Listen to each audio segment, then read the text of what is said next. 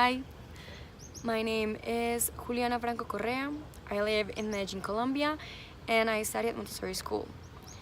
I am a very passionate and dedicated person, and my hobbies include dancing, reading, writing, listening, and playing music. I actually play a couple of instruments, and learning, which I love because I'm a bit curious. I also love the environment, which is why I think we should take care of it, and which is why this one is one of my favorite places in the whole world.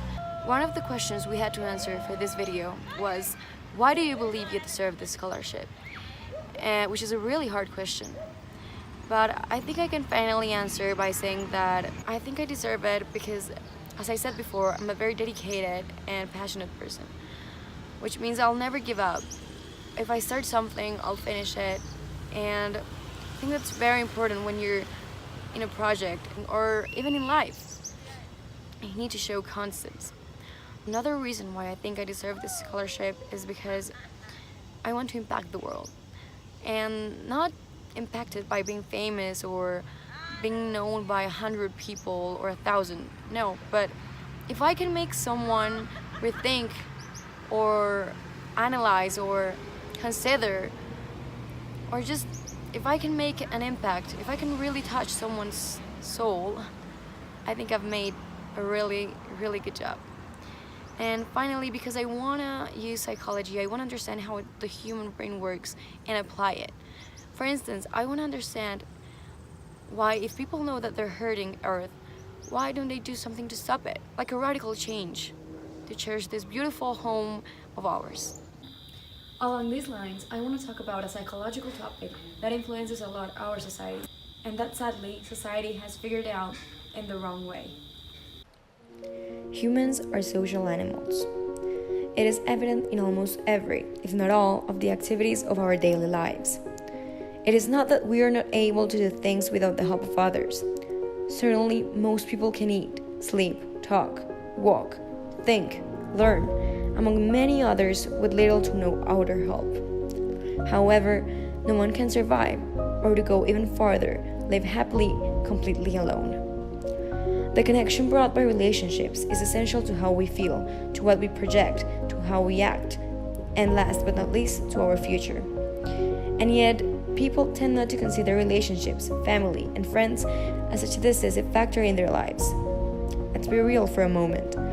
We all tend to underestimate or belittle those who are always there for us, and we tend to take them for granted. And we do all of this without knowing that those connections are the ones that can bring us true, sincere happiness and a long-lasting, healthy life. Those people, your family, your friends, your loved ones, more so than a big paycheck, than fame, than cars, or a promotion at work. Of course, those things may help, but they should not be the rock bottom of your existence.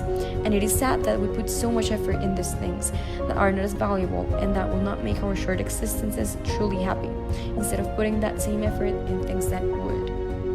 Many people will not believe what I am saying. Of course, I am no authority to affirm this. Nevertheless, would you believe Harvard experts that have been doing an experiment for the past 75 years on this exact topic? Based on studying about 700 individuals over such a long period of time and researching about their work, home life, health, and other related aspects, they concluded that those men who had or experienced good relationships lived a happier, healthier life. Throughout all of those years, as Robert Waldinger, the fourth director of the study, mentioned, they learned some lessons about relationships. One of them is that quality overrides quantity, which means that good friends are better than many friends. Another lesson was that good relationships can make a person happier, physically healthier, and have a longer life, whereas loneliness can be toxic, leading to unhappiness, declined health, shorter lives, and even brain function declination. Finally, the last lesson was that relationships can protect both the body and the brain, showing that there is a body-sentiment relationship in our brains. One affects the others. One thing Waldinger insisted quite a lot at the end, and which personally made much sense to me, was that the reason why people tended not to choose relationships which clearly benefited them over other things is that humans want what is called a quick fix. We want the easiest and fastest way out. We prefer instant gratification and the idea of a supposedly perfect life. than complicated, life-lasting, and certainly not so glamorous relationships. However, faring best in life, he said, is not always taking the fast way. Not sure about all of this yet? Just think about any situation common to us all. Whenever someone close dies, it is not money who calms that feeling of loss. It is your friends and family. It is those who care about you. When you feel stressed at work, fun fact, stress can actually make you sick. Who calms you down and tells you everything will be better tomorrow? It is not your car or those screaming vans. It is those who know you so well, they'll know what to say or do just to make you feel more at ease. When you are sick or when you just feel like you cannot go on, you sure know who will be there to help you through the finish line.